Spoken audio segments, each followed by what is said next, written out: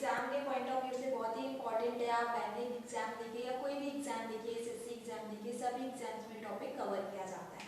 Coded inequality maximum student convention method से करते हैं, जिसके कारण उनको बहुत ज़्यादा टाइम कंज्यूमिंग लगता है टॉपिक, बट अगर आप ट्रिक से करें तो बहुत ही आसान हो जाता है। इसमें जो क्वेश्चन आते हैं वो आप इस तरह के क्वेश्चन देखिए, एक स्टेटमेंट रहता है like f is less then b and b is greater than equal to a is equal to c and c is greater than b. Then आपको conclusions दिए जाते हैं like b is greater than equal to c and f is greater than c. आपको decide करना रहता है statement को देख के कि दिए गए कंक्लूजन में से कौन सा कंक्लूजन सही है। और इसको बहुत से जब स्टूडेंट कन्वेंशन मेथड से करते हैं तो इसको कर भी लेते हैं, पर टाइम ज़्यादा लगता है, तो इसको हम ट्रिक से करते हैं। ट्रिक मेथड जो है वो है मैजिक बॉक्स मेथड। इस मैजिक बॉक्स मेथड से आपको सॉल्व करना है, तो इसके लिए आपको एक मैजिक बॉक्स याद रखना पड़ेगा, जो ये दिखाई दे रहा है आपको।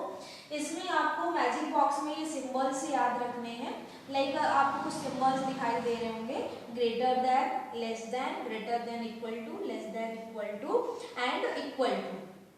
तो यहाँ पर देखिए मैंने नंबरिंग की है, ग्रेटर देन को मैंने नंबर दिया है 1, लेस देन को मैंने नंबर दिया है 1 डैश, लाइक दीज ये हमें ऐसे दिखते हैं जैसे एक दूसरे के कॉम्प्लीमेंट है, that's why 1 and 1 dash, 2 and 2 का complement, greater than and greater than equal to and less than equal to एक दूसरे के कॉम्प्लीमेंट है, और इक्वल टू को हम लोग 3 से रिप्रेजेंट करते हैं।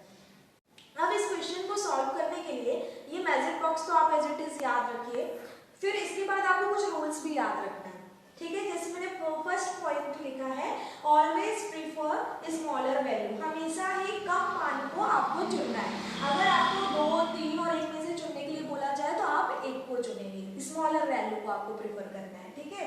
जैसे मैंने यहाँ पर लिखा है कि अगर आपको सीरीज में 2 सिंबल्स मिले, एक को जैसे मैंने यहाँ पे नंबर दिया है 1 और एक को मैंने नंबर दिया है 2, तो अभी आप कंफ्यूज है कि मैं 1 को चुनूँ या 2 को चुनूँ, रिजल्ट क्या होगा। तो आपको कुछ कंफ्यूज नहीं होना है, 1 और 2 साथ में आते हैं तो आपको 1 को चुनना है, 2 और 3 आते हैं तो आपको 2 को चुनना है, 1 और 3 आता है तो आपको 1 को चुनना है, 1 डैश और 3 आता है तो आपको 1 डैश को चुनना है, 2 डैश 3 आता है तो आपको 2 को चुनना है, ठीक है।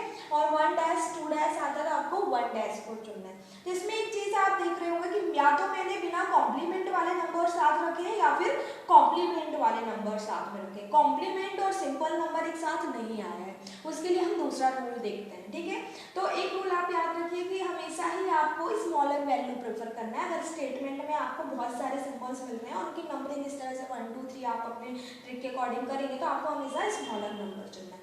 देन सेकेंड रूल याद रखिए कि सिंपल और जो कॉम्प्लीमेंट होते हैं, अगर वो सिंपल और कॉम्प्लीमेंट वाले 2 नंबर साथ में आ जाए तो उनमें से आपको डिसीजन लेना है कि कोई डिसीजन हम नहीं ले सकते। जो भी स्टेटमेंट दिया है उसमें अगर ये 2 सिंबल साथ में आ जाते हैं, लाइक 1 आज ग्रेटर देन आ जाता है और लेस देन आ जाता है साथ में, कि greater than A is greater than B and B is फिर लेस देन सी, तो फिर आपको डिसीजन लेना है, तो वहाँ पे आप कोई डिसीजन नहीं ले सकते। ऐसे 2 और 2 डैश साथ में आ जाए तो नो रिलेशन, आप डिसीजन नहीं ले सकते। 1 और 2 डैश साथ में आ जाए तब भी आप रिलेशन नहीं निकाल सकते, 2 और 1 डैश आ जाए तब भी आप रिलेशन नहीं निकाल सकते। लेकिन यहाँ पे आपने एक चीज ध्यान दी होगी कि मैंने 3 को नहीं इंक्लूड किया, क्योंकि 3 पे ये वाला रूल अप्लाई नहीं होता है। 3 किसी के साथ भी आए, डैश वाले के साथ आए, बिना डैश वाले के साथ आए, तो उसका वो हमेशा रिजल्ट देगा। 3 अगर इनके साथ किसी के साथ भी कॉम्बिनेशन करेगा तो वो रिजल्ट दे देगा आपको। लाइक 1 का कॉम्बिनेशन जब 3 के साथ हो रहा है तो 1 आप डिसीजन लेंगे, 1 डैश का जब 3 के साथ हो रहा है तो आप 1 डैश डिसीजन लेंगे, 2 का 3 के साथ होगा तो आप 2 डिसीजन लेंगे, 2 डैश का 3 के साथ होगा तो आप 2 डैश डिसीजन लेंगे। तो अब अगर आप रूल्स अच्छे से समझ गए हैं तो अब हम क्वेश्चन सॉल्व करते हैं। तो जैसे कि मैंने आपको बोला स्टेटमेंट दिया रहेगा और सिंबल्स को आपको नंबरिंग करना है सबसे। तो अगर आपको मैजिक बॉक्स याद है तो नंबरिंग बहुत आसानी से आप कर सकते हैं। तो आपको जैसे कि यहाँ पे F is less than B, less than का आपने नंबरिंग किया है 1 डैश, आप ध्यान दीजिए कि लेस देन को आपने यहाँ नंबर दिया है 1 dash, then greater than equal to को आप नंबर दिया है आपने 2, देन आपने इक्वल टू को नंबर दिया है 3, देन आपने ग्रेटर देन को नंबर दिया है 1।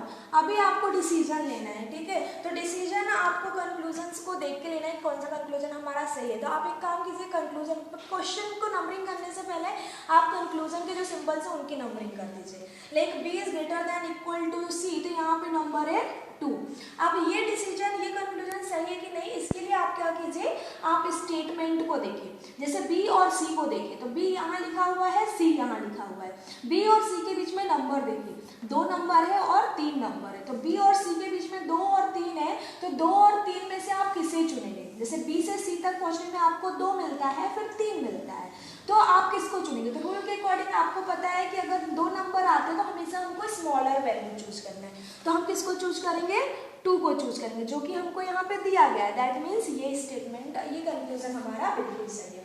देन नेक्स्ट कंक्लूजन देखिए, f is greater then c। तो f और c को ध्यान से देखिए, f और c, अब f और c के बीच में क्या नंबर आ रहे हैं? 1 डैश, 2 और 3।